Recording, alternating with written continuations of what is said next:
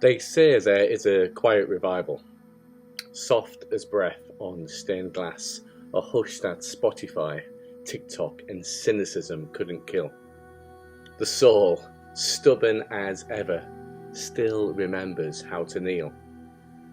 And they come, students and searchers, middle class, secular, spiritual, young professionals with coffee and questions drawn to bands and liturgy, alpha course chats and candlelight.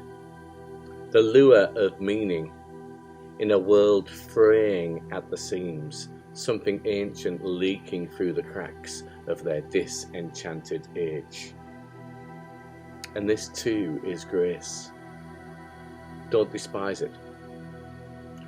But don't confuse revival with bums on seats or hands in the air, as good as these might be. Revival is when the wild goose breathes her fierce breath, when justice stirs and mission is reborn. It's a thin space where heaven brushes earth, where hearts ignite in both university halls and urban streets. For authentic revival never flatters the powerful or stays safe in steeples.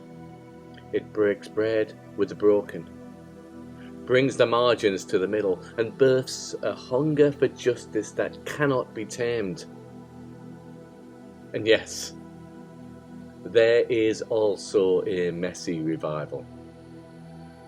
In forgotten corners, in prisons and shelters, on council estates and recovery rooms. It smells like roll-ups and sweat, sounds like broken laughter and half-remembered hymns. There are no bands, just trembling voices singing praise through nicotine lungs and trauma-shaken hands. And Jesus, the penniless preacher from Nazareth, the God-man of Jubilee, he's here too, not watching from afar, but dwelling where the Spirit pours, in the quiet hush of the communion rail, and in the chaos of a prison chapel, in the homeless shelter at dusk, in the guitars and anthems of auditoriums, and in tear street prayers on street corners. He proclaims good news still, not to the polished, but to the poor. He eats with tax collectors and those on tag. He blesses the bruised, welcomes the wasted, and announces a year of jubilee, where hoarded wealth is released, where systems bend and the forgotten find their name.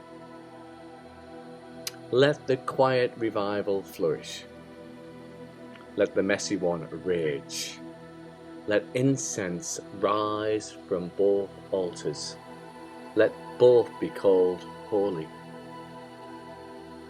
For the Spirit blows through polished sanctuaries and shattered shelters alike, and Christ, scarred, smiling, walks freely between them.